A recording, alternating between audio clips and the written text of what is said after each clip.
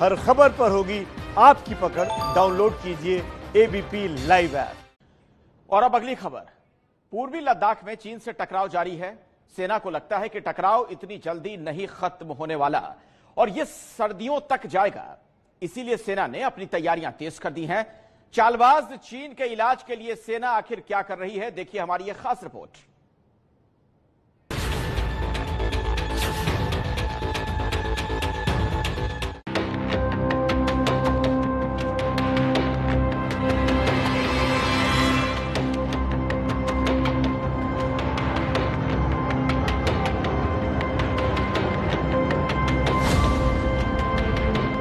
बेहद बियाबान और बेहद सुनसान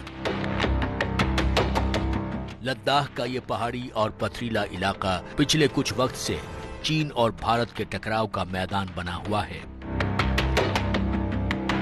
लद्दाख की इन पहाड़ी वादियों का गणित बेहद पेचीदा और उलझा हुआ है और ये गणित कब सुलझेगा ये कोई नहीं जानता। लेकिन लद्दाख का ये इलाका भारत के लिए जितना अहम है उतना ही चीन भी इस पर नजरें गड़ाए बैठा है। यही वजह है कि पूर्वी लद्दाख में एलएसी पर टकराव के बीच खबर है कि चीन की पीएलए सेना ने पैंगोंग त्सो लेक के करीब अपनी तोपें तैनात कर ली हैं। एबीपी न्यूज को मिली जानकारी के मुताबिक चीनी सेना की ये आर्टिलरी पोजीशन यानी तोपों की लोकेशन फिंगर 8 के पीछे श्री जैप के बेहद करीब है और इन तोपों की जद में करीब 12 किलोमीटर फैला पूरा फिंगर एरिया है। चीनी सेना की आर्टिलरी लोकेशन फिंगर 8 के पीछे है। इस बात का पता इन सैटेलाइट इमेज से भी चलता है जिनमें चीन की कम से कम 14 तोपों की लोकेशन साफ दिखाई दे रही है। सैटेलाइट इमेज में चीनी सेना का एक फील्ड हॉस्पिटल भी साफ दिखाई दे रहा है। खुफिया सूत्रों के मुताबिक चीनी सेना ने तोपों और अपनी दूसरी तैयारियों के जरिए पैंगोंग लेक के करीब जबरदस्त किलेबंदी की है ताकि बिगड़े हालात का मुकाबला कर सके। चीनी सैनिक पैंगोंग लेक से सटे फिंगर नंबर 4 इलाके से भी पीछे हटने के लिए तैयार नहीं है। ऐसे में चीन के नापाक इरादों को भांपते हुए भारत ने भी लंबे टकराव के लिए अपनी तैयारियां तेज कर दी हैं। इस इलाके में आपको बाय रोड जाना है तो 2 रास्ते हैं, जोजिला और रोहतांग पास, और इंटरनली भी 2 पास हैं जैसे खारदुंगला और चांगला पास है।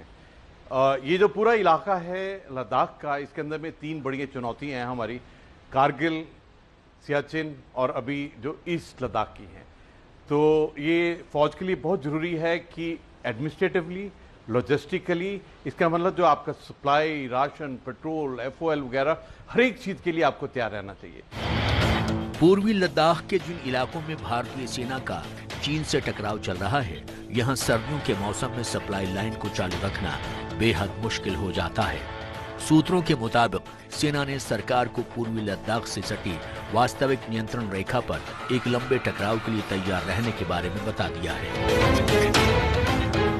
जानकारी के मुताबिक भारत और चीन का ये विवाद सर्दियों के मौसम तक खिंच सकता है। ऐसे में सेना ने सैनिकों के लिए राशन, तेल और खास आर्टिक टेंट के इंतजाम समेत दूसरी तैयारियां शुरू कर दी हैं। सेना ने सैनिकों के लिए एडवांस विंटर स्टॉक करना शुरू कर दिया है। और देखिए जो स्केल्स बांधे हुए हैं कि एक सोल्जर को इन इलाका में क्या राशन की जरूरत पड़ेगी और बाकी एनर्जी और स्फूर्ति के लिए क्या पड़ेगा। ये बहुत डिफिकल्ट इलाका है, इसमें जो टेम्परेचर है वो -20 डिग्री से 40 डिग्री चल जाता है। तो आपको मद्देनजर रखकर स्केल बांधी हुई है कि राशन की स्केल क्या है, FOL की स्केल क्या है, वार्मिंग के लिए क्या है। जितने भी हमारे सामान हैं जैसे गाड़ियां हैं, वेपन्स हैं, उनके स्पेयर्स की क्या जरूरत पड़ेगी इन इलाका में, क्योंकि वेयर एंड टेयर होता है। इन सब को मद्देनजर रखकर प्लानिंग की गई है कि क्या क्या स्टॉक करेंगे, क्या रिजर्व लेवल होगा और क्या स्टोरेज होगी।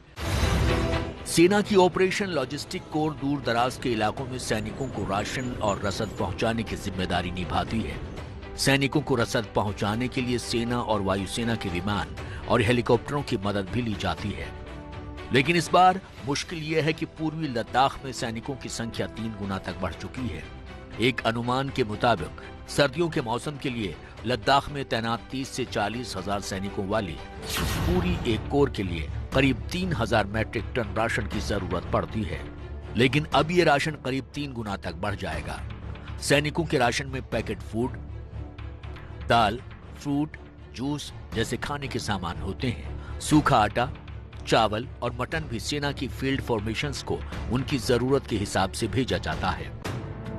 जानकारी के मुताबिक पूर्वी लद्दाख में चीन से टकराव से पहले तक पूरी एक डिवीजन तैनात रहती थी। इस डिवीजन यानी त्रिशूल डिवीजन का मुख्यालय लेह से करीब 30 किलोमीटर दूर कारू में है। लेकिन अब मिली जानकारी के मुताबिक चीनी सेना के मिरर डिप्लॉयमेंट के लिए पूर्वी लद्दाख में 3 अतिरिक्त डिवीजन तैनात की गई हैं, जिनमें एक डिवीजन स्ट्राइक कोर और एक आर्म्ड ब्रिगेड यानी टैंकों की ब्रिगेड है। यही वजह है कि लद्दाख में सैनिकों के लिए विंटर स्टॉकिंग अभी से शुरू कर दी गई है। आर्मी हेडक्वार्टर से लेकर सेना की सभी 7 कमांड में एक ऑप्स लॉजिस्टिक यानी ऑपरेशन लॉजिस्टिक विंग होती है, जिसकी जिम्मेदारी ही होती है दूर दराज की सरहदों पर तैनात सैनिकों तक खाना, पानी, राशन और हथियार पहुंचाने की। ऑप्स लॉजिस्टिक के इस काम में मदद करते हैं आर्मी की सर्विस कोर यानी ASC, एविएशन विंग और भारतीय वायुसेना। पूर्वी लद्दाख दुनिया के सबसे दुर्गम इलाकों में से एक है और यहाँ तक पहुँचने के लिए दुनिया के 3 से 4 सबसे ऊंचाई वाले खतरनाक दर्रों को पार करना पड़ता है। पूर्वी लद्दाख तक पहुँचने के लिए एक रास्ता श्रीनगर और सोनमर्ग के जरिए करगिल, द्रास और लेह होते हुए नेशनल हाईवे नंबर 1 के जरिए है। ये रास्ता दुनिया के सबसे खतरनाक दर्रे जोजिला पास से होकर गुजरता है।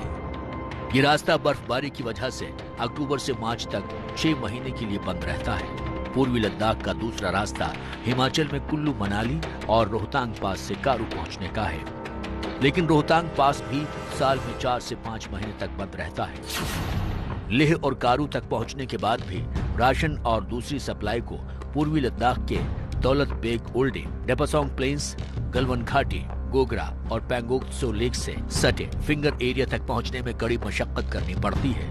इन इलाकों तक पहुंचने के लिए 17,500 फीट ऊंची सड़क चांगला पास से होकर गुजरना पड़ता है। इस सड़क पर सर्दियों के मौसम में भारी बर्फ होती है। ऐसे में सैनिकों के लिए सप्लाई अक्टूबर के महीने तक पहुंचाने की कोशिश रहेगी।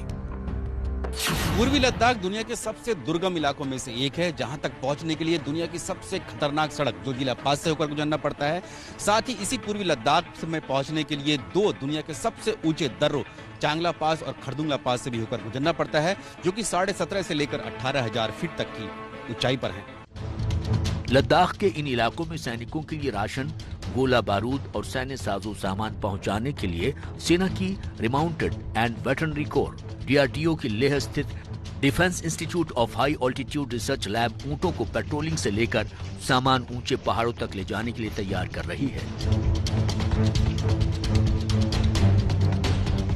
ये खास तरह के ऊंट लद्दाख की नुब्रा वैली में पाए जाते हैं और यहाँ की जलवायु और क्षेत्र में रचे बसे होते हैं।